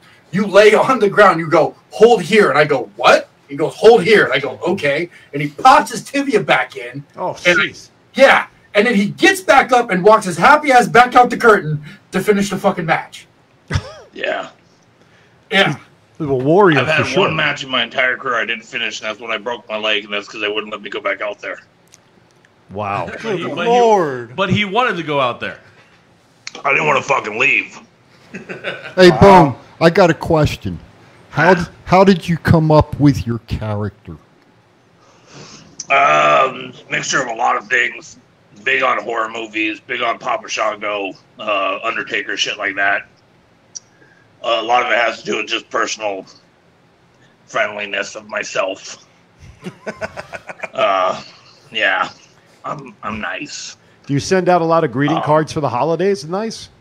Huh? Do you send out a lot of greeting cards as part of your niceness for folks at the? Actually, I do. I send out holiday cards with my kids to the people I like. That's why Sledge didn't get one. His will have a body part in it. That's right. Sledge is on the naughty list. Oh yeah, hey Bone, I forgot. I've wrestled Bone in we've wrestled in cage matches. We've wrestled in dog collar matches. The fucking three-way dog collar match was the worst thing. Oh, it was so horrible. It was so bad. Worst fucking idea ever. Horrible idea. Who was the third participant in that match? Simba. That was me, this fucker, and Sin. Wow. Yeah. It was the worst fucking idea ever. All we did is fucking hurt each other. Yeah. Over and over and over again. Yeah. I came up with the greatest fucking finish ever. And that's I just wrapped Sin's chain around the fucking top rope and I put a lock on it. That's right. That was the thing. Yep. Yeah, that was done. Collars are loose as shit on her neck, so every time it's just dragging across. We all got fucking rope burn around our fucking necks. It was horrible. It was so bad. There's a time I threw Sin over the top rope and I literally see my chain going behind him and I'm just like, oh cool, I'm dead. Fuck. Yeah. Like an anchor overboard, you were going with him. Yeah, I literally see my chain just go between his legs and get wrapped around his foot and I'm like, fuck, that's awesome. Great. It was not it wasn't a very thought out, planned match very well. We tried our best, but it was a great idea on paper, and that's where it should have fucking stayed. Yeah, and then ended up in the trash can. Man, we tore the house down for the SinCal Tag Championship. Shit, man, where else did we wrestle? We wrestled in Mexico. We did that Mexico trip. Yeah, I started a little riot when I ripped off my face. Yeah, and gave me a black eye the day before I headed to WWE. Yep. Yeah, that was fucking funny. That was just out of nowhere. That was just a fucking freak accident. That's all that was. I laugh still to this day about that. Hat. That was a freak accident. Man, dude, we've had good times beating the shit out of each other. I'll tell you that much. Yeah, I mean, I enjoy beating your ass. Yeah, it's fun. I enjoy fighting you as well. You know, it's always been one of those. I always knew what I was getting into every time I was booked against you. I was like, oh, I'm going to be sore the next day, and, well, we're going to be match of the night. I always knew that, 100%. Well, you just had to take that. You just had to know that when you see, Funnybone's name on the card, whoever was going against him had to accept what you just talked about as part of the match. Well, yeah, absolutely. And that's one of those things where with Bone is he's so talented. And I'm going to put you over for a minute, motherfucker, so fuck you. I'll take a nap. Where's your mug? Show the mug. Yeah, here you go. This is my mug for you right here, fresh out of Fox. It's a good thing the FCC does not regulate the internet. That's all I'm going to say. Sponsor me. Dude, me money. This guy drinks so much. But he's so Funnybone is so talented with anything he does, whether it's promo-wise, whether it's in-ring. His seminars are absolutely fantastic. So if you guys ever get a chance to do one of his seminars, they're absolutely fucking fantastic. He breaks down character work. He breaks down how to sell. He breaks down everything there is to know about professional wrestling. And I learned so much from wrestling Funnybone. Multiple times. Fuck, we wrestled, I don't know how many times in a year. It was ridiculous how many times. Every time I turned around, I was wrestling this motherfucker. In different states, different fucking countries, you name it, man. We were wrestling each other because people wanted to see the match, I guess. Or they just were like, yeah, we'll just book it. But I know him personally as well, and with everything that's going on, I'm glad that you're safe, and I'm glad that you're and he gave me a good farewell as I went to Ring of Honor, too. Not many people know that, but he gave me a good farewell as I went to Ring of Honor. So, right on. First off, Bone, fuck you, I love you. And I'd wrestle you any day of the fucking week. Well, there's a lot of clamoring in our chat room to see a match between the two of you as soon as possible. Fuck, YouTube it. That just means they don't like you, Sledge. Is that what it is? Or does it mean they just don't like you? Yeah, when anybody's like, you should wrestle Bone, I'm like, you don't like him very much, do you? I want to see that match in Ring of Honor on national television. Oof. I don't do a lot of TV stuff because they tell me a time to go and then I do whatever I want. So this is how we work out.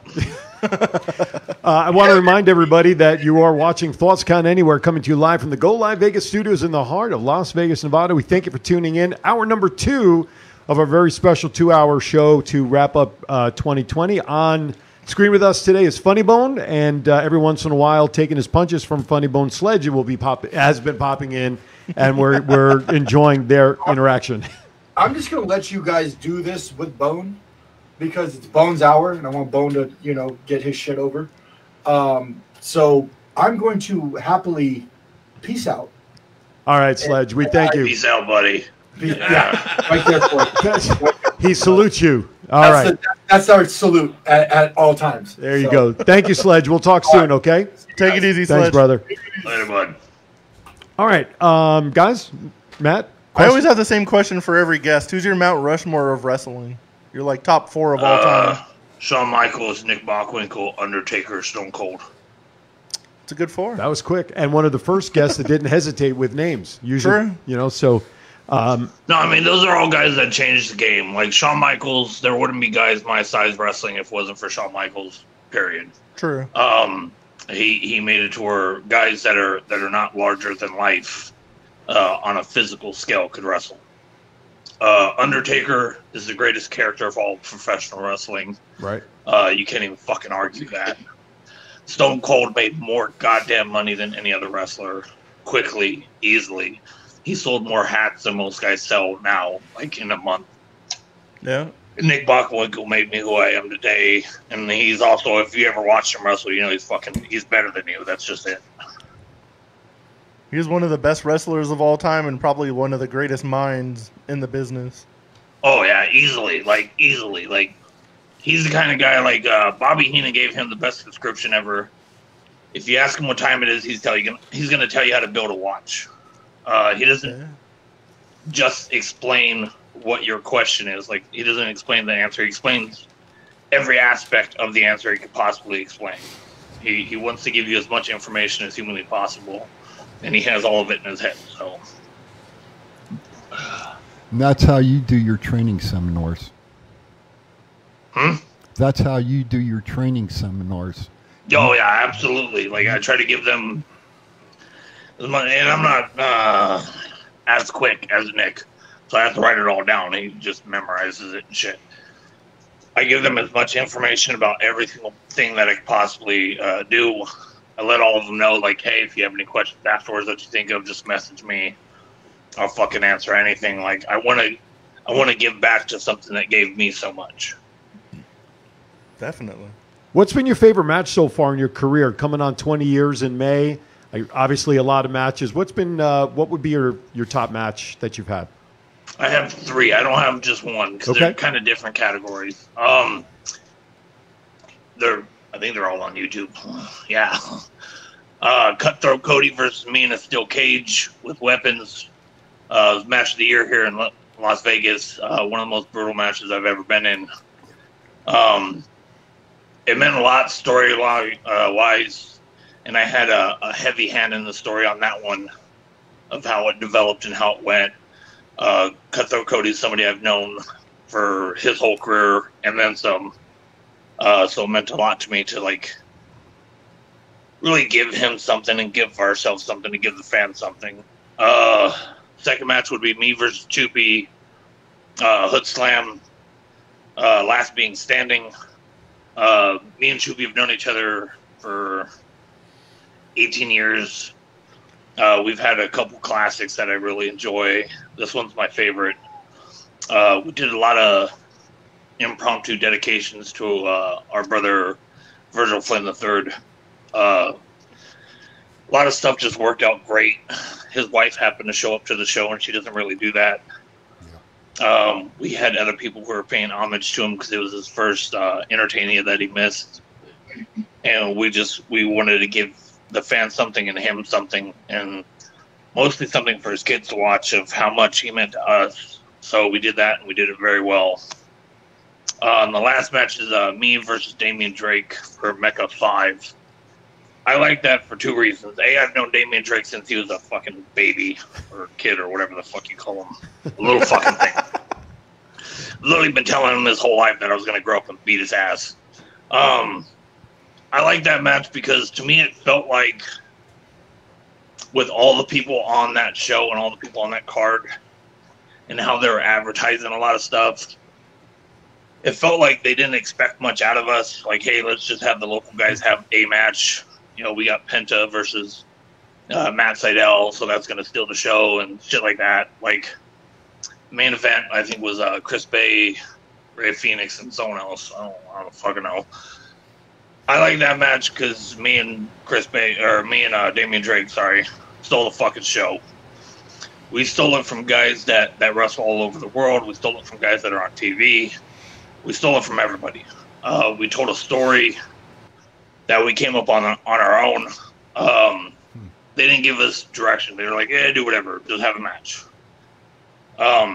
We came up with the story on our own. We came up with something that meant something to us. Like I said, I've known him since he was a kid, so it was kind of like fighting your uncle, so to speak, of like really like coming into a man. We used his father in the match. Unfortunately, I didn't get to hit him. Kind of miss doing that. But it was a great story to us, and I liked it also, like I said, because it was kind of a fuck you to everybody who didn't expect much out of us because we fucking tore the house down and stole the show. I was there for that match. That was a good, very, very good match. If you'd have heard him, Grandma. Yeah, we literally both had the intent of like we're gonna steal the show. Period. That's just how it's gonna go. If you'd have heard him, Grandma would have kicked your ass. Huh?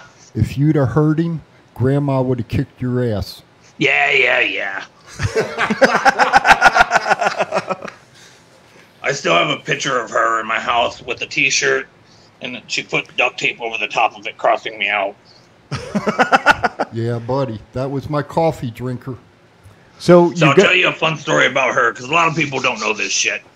Probably the first time I've ever told this story publicly.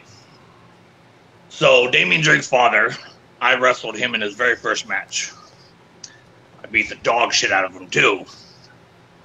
He came home with handprints and footprints and all kinds of bullshit. I met his mom 11 years later. And she's like, oh, you're the boy that put marks all over my boy, blah, blah, blah. Starts yelling and bitching at me about beating his ass. And I'm like, yes, I beat his ass, and I'll do it again. I'm beating his ass next, and I pointed to Brett. So every time I wrestled Brett, she would stand the whole time, just eyeballing me, and I would eyeball her right back and dump him on his fucking head. Damien got beat up more because his grandma was watching. Yikes. Yeah. So you're in it almost 20 years. What's your ultimate goal in wrestling? To have my youngest son remember watching me live. Nice. That's it. I don't give a fuck. Like, TV's fun, cool. It's more money. I get to wrestle less, though. Like, to me, I don't like doing fucking 8-minute matches. I don't like doing 10-minute matches. I want to wrestle 15, 20, 30, 40 minutes. I don't really like TV. I don't like the idea of it. To me, it dumbs down my art. So I'm not the biggest fan. I like money. That's about it. Notoriety is cool, too. Yeah. When you get seen on TV, everybody's like, oh, man, you're so much better. No, not really. There's a lot of great wrestlers who've never been on TV. So, yeah, money and everything. Money and notoriety, cool, but, like, I don't want to be one of those guys like fucking Goldberg's dumbass that's like, oh, let me come back and take someone else's spot just so my kid can watch me wrestle live. To me, man, that's fucked up. You're taking money out of somebody else's pocket, taking a spot out of somebody else's thing. You know what I mean? Like, God, he sucks anyways. He knocked himself out before a fucking match. Like a fucking idiot. Yeah. I want to wrestle long enough to where I don't want to stop. I don't want to come back so my kid can watch me wrestle. I want to wrestle until I know for a fact he's going to remember it, and then I will stop. Right on. The storyline with Cutthroat Cody, probably one of the best I've seen out here. I do want to say something to you that I don't know if a lot of fans have said. because you know I am a fan of yours. But thank you for the last match with Karrion Kross.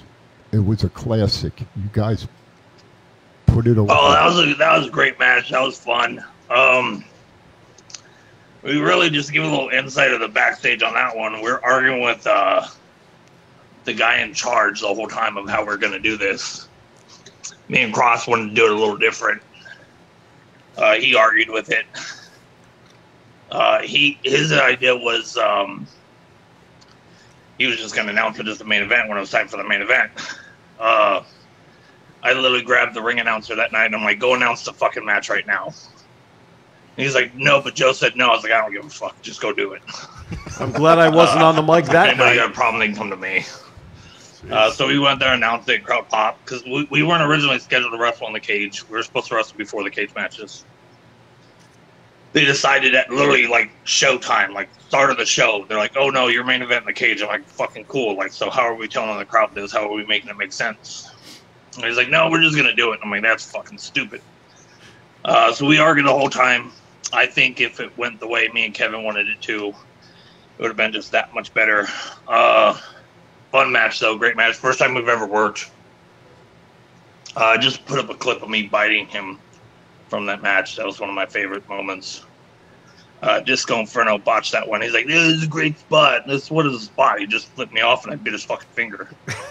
Yeah. There wasn't a discussion about that in the back. I saw a finger in my face, so I bit it. That's called creativity. Yeah. It's called knowing your shit. Bingo. Well, I for one was glad I wasn't the ring announcer that night then, so I'm glad that it was somebody else. Yeah, because it was Josh Sabata. I literally was like, just go fucking do it. Shut the fuck up. He's like, all right, go on. No one's gonna exactly going to go tell Bone no. Right, exactly. Well, listen, I've had the honor when he wrestles with BBW, of course, versus now that I've had the honor of calling some of Funny's matches with BBW. Nice. And it's an honor to be part of a match from a commentary booth to be able to share your match with those watching. It's an incredible. You are an incredible performer in that ring, and I'm wishing you 20 more years of success, healthy success, that you can continue to reach your goal for your kids, for your son. I think that's a great motivator. I appreciate it. All right, one quick question, guys. I'm going to ask, so what does Funnybone do at this time of year for Christmas to celebrate and get ready for the new year? What does he do? Wish I didn't have 7 kids to buy shit for. Go. No, I actually like buying my kids crap. I like buying them the most useless stuff because their kids are going to break it or lose it anyways. I don't give a shit. I buy them all kinds of fucking toys. I'm bad with shopping because I just want to fucking buy them everything. I was just at the fucking store and I saw a Skeletor and I'm like, ooh, I should get like 6 of these. Gotta remember that I'm not fucking filthy rich. Do you go shopping with them with the face paint so you can kind of get in wherever you want and kind of control the store?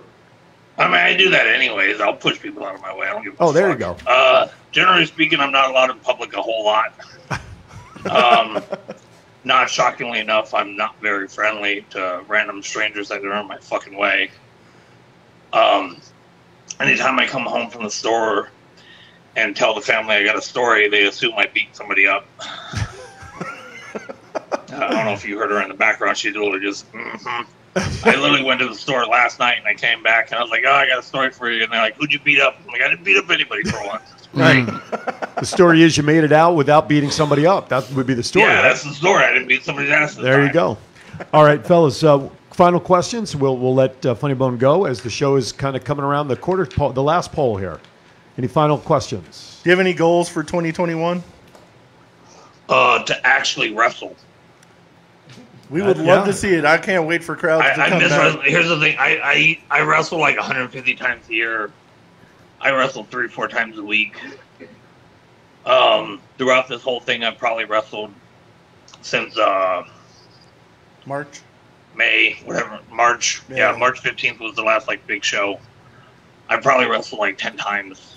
That's fucking weird for me. Wow. I can't remember the last time I've wrestled like this last. It's strange. It's weird not wrestling.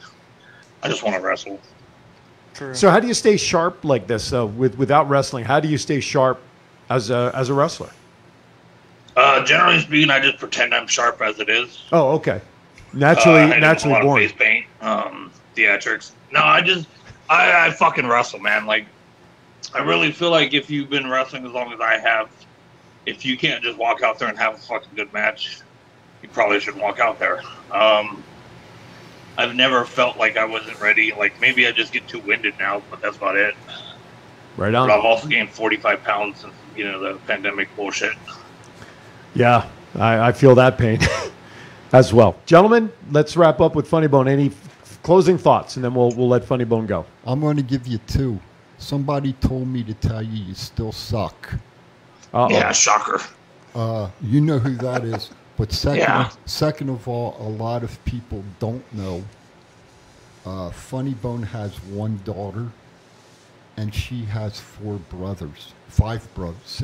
6 Well, brothers. he had 7. So 6 right. brothers. So 7 And- minus 1, that and would leave 6. I know. I got half-timers. Give That's me a right. break. Sorry. Give me a break. I got half-timers. Okay. Anyway, growing up, I don't think for the crowd of people, they really want to mess with Funnybone's daughter because I think her brothers will kick their ass.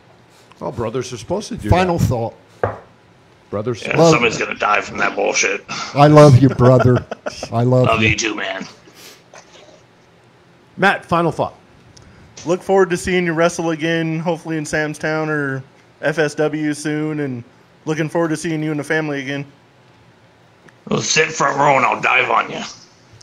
Don't threaten me with a good time. Oh, well, that and Jason's ready for some chops, and our audience is actually willing to pay to see you chop Jason. So we can look forward to that next year. I'm So a big fan of getting paid to hit people. all right, we'll make it up. We'll take up a little fund on GoFundMe or something, and we'll get it done. Listen, we want to thank you for taking time with us.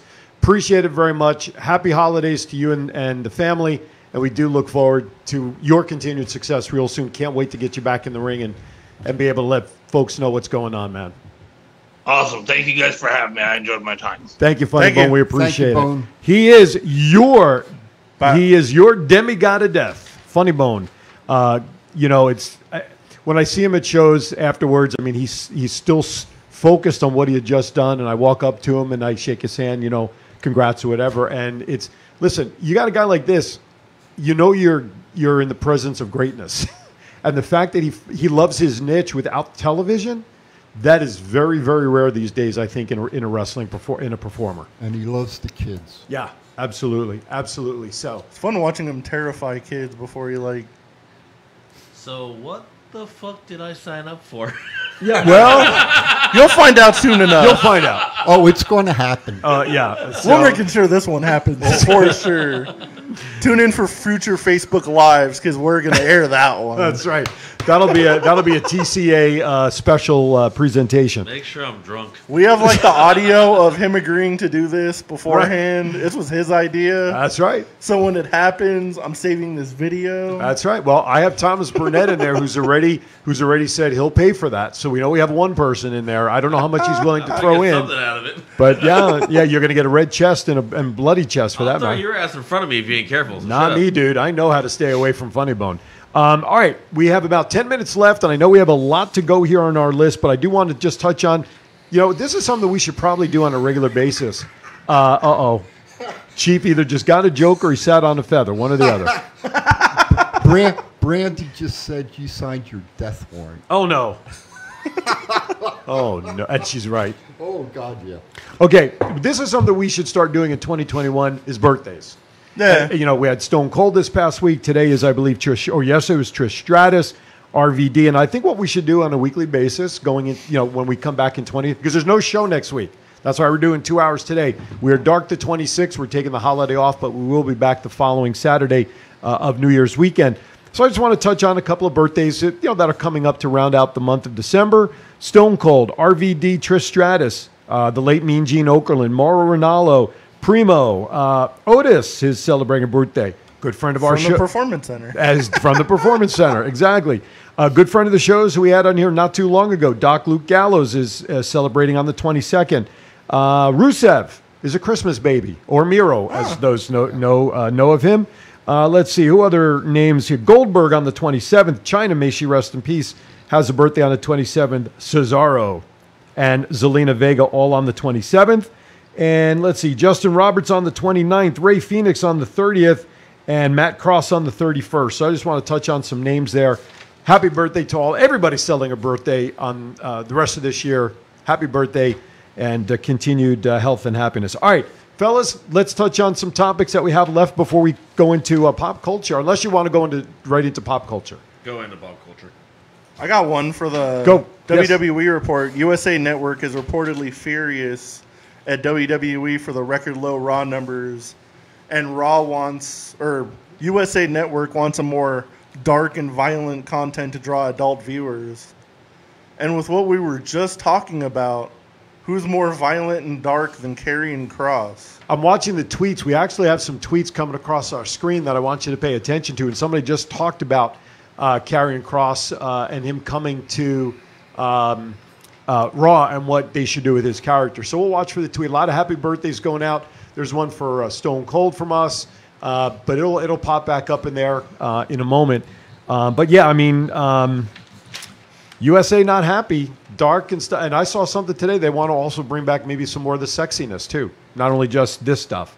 But they have to do something, no matter how many times Vince says we don't care about the ratings, which was the story that came out. Yeah, because he's making money hand over fist in other areas. Go figure. You're making money, but as far here are our thoughts why Karrion Kross should be the more violent and dark future of Monday Night Raw, and then it went off. But that's okay. That might be another hour. That was us that wrote it. That's that's right. But yeah, you know they are a little concerned with the USA with the Raw ratings. So they have a lot of money invested. Any other topics you guys want to hit on what we have left on the run sheet? No, we can go into pop culture if you want. Okay, so let's go to pop culture. All right. You want to save the first one for last? Sure. Okay. We all know the big news this week is that the COVID vaccine has been released here in the United States. First responders, frontline folks are getting it first. Do you guys think that's providing a lot of hope for our nation? And what do you think the feeling of those around the country are seeing that the vaccine now is being deployed? Hopefully it'll, curve the people that are, scared of it, and it'll allow stuff to get more open and stuff like that. I'm just waiting for the side effects to come in the first commercial of, have you taken the vaccine? You might be eligible for financial gain. Yeah, right. I think the main thing is you check, if you have a medical condition, you need to check with your doctor or doctors before you do take the shot. Like anything, like any medications Exactly. or changes, yeah. Exactly. It's a great point. That's a great point. Jason, any thoughts on that? I'm keeping my mouth shut because it'd be really bad what I say right now. Okay. All right. Want to take the next topic? Sure. Mr. Boba Fett, Yes. Jeremy Bullock. passed away over kind of the weekend. He was 75 years old. One of the best, by far, besides Darth Vader, that just carried that film legacy. And this guy you could always meet him at every Comic-Con, WizardCon, whatever there was, he was always there, and he was so nice to the fans. Oh, there yeah. there was not a time where he would not sign, no matter where, even if he got up for a quick second, he would sign for his fans. Nah. So, may Boba Fett rest in peace. It's kind of sad, that whole cast is starting to die off. Yeah. Well, that's what happens as years tick away. Channel 8 locally posted one of those year-end memorial videos of those who we've lost in the entertainment industry, and it was a heck of a list because you kind of forget who and what has transpired from that standpoint. But they also did it right because at the end they closed out with the 300,000 people who've lost their lives to COVID as the final shot for 2020 in that video. But names on that list, you're talking about the names that are passing away from those shows. Well, we forget Star Wars is 40 years old as a franchise, right? Yeah. So it will happen. All right, why don't you take the last bullet? The season finale aired of The Mandalorian, which I'm still bummed these shows are so short. It's eight episodes long, but The season finale was epic. Ain't gonna spoil anything. You must watch. Yeah, a lot of the If you're any shows. kind of Star Wars fan. Bless you. All the new shows that had come back post COVID, shutdowns, only had like 3, 4, 5 weeks of new shows before they went on what now would normally be their stoppage for the winter season. Yeah. So it does. Yeah, you're right. It seemed like a very short season for everybody for returning shows. Yeah. Chief, what do you want to talk about? Do you watch The Mandalorian? You a Star Wars fan? No. What's your favorite sci-fi show? I don't have one. Monday Night Raw. Monday Night Raw. That's the Twilight Zone. That's Impact. I don't watch it. Tessa Blanchard's still world heavyweight champion. Absolutely. Wow. What do I want to talk about? Yeah, we have a couple of minutes. All honesty, I want everybody. It's been a tough half a year for us, almost 3/4 of a year. I want everybody to have a good holiday season, everybody to be healthy. I want to touch on something that when we were talking to Sledge earlier, I mentioned to Matt during one of our breaks. Jimmy V said in his speech, we need to cry every day, we need to laugh every day, and we need to love every day. And if we do that, we have a good day. There you go. And I'll leave it at that. Chief, over and out for this year. Let's have a good 2021. All right, right on. Jason, closing thoughts. Just everyone stay safe, and hopefully 2021 brings us back to having fun again that we used to do before this pandemic decided to say goodbye to everything we were known normally. Right on. Matt? Hopefully we get back to some kind of normalcy at some point. Hope everyone has a great holiday. And at 11:59 on New Year's Eve, everyone has to come out of their house and scream Jumanji at midnight. Absolutely. See if we can get out of this horrible game. I've been planning that for 6 months. I'm right there. We should somehow do a TCA special of all of us somehow doing that at the same time. I'm down. I can loop them all together. Live. Make a live video. Okay, there you go. Live wrestling. Live wrestling, absolutely. All right. With that, concerts. we hope we hope that you've enjoyed today's special 2-hour Thoughts Count Anywhere, sending us off into the holiday break. Again, we will not be on the air next week. We're going to take Sunday after Christmas off, and then we will be back the Sunday right after New Year's. Saturday. Jeez. Yeah, what he said. Saturday, we'll be back with brand new shows to kick off 2021, so stay tuned on our Facebook page. Hey, go out to YouTube. Like our page out there as well. Subscribe to our YouTube channel, which you can access right through thoughtscountanywhere.com. Check it out, all of our past shows. You can also get into our merchandise and support the cause as well. We thank you and appreciate all of our fans across the world who tune in each and every week. I can't echo much more than what these... Jeez. I got you out of the corner of my eye directing a plane over here, and then these guys picked it up. I'm the one with Halfheimers. I know. I got the other half. Well, it doesn't help you're getting cut off by music. No, that's okay. I'm not getting cut off. It's nice background music. I'm okay with that. It's not dreidel, dreidel, dreidel, which he didn't play but 30 seconds last week. I got a funny video to show you after this. Okay. All right, listen. Listen, whatever you're going to do the next 2 weeks, be safe. Enjoy your family time. And just as Chief mentioned before, laugh, cry, smile, whatever it is, it's all okay. Just be safe and turn to others. All right, with that, as always, be kind to each other. Why is that? We're all we have. Click on the QR code. We'll take you right to our website. 2 hours, noontime. Twin brothers from different mothers, Neil Portnoy and I are our special guest. Daniel Greenberg, national writer for the NBA. That's part of Barstool Sports. You don't want to miss it. Thank you for watching. We'll see you in 2021. Peace.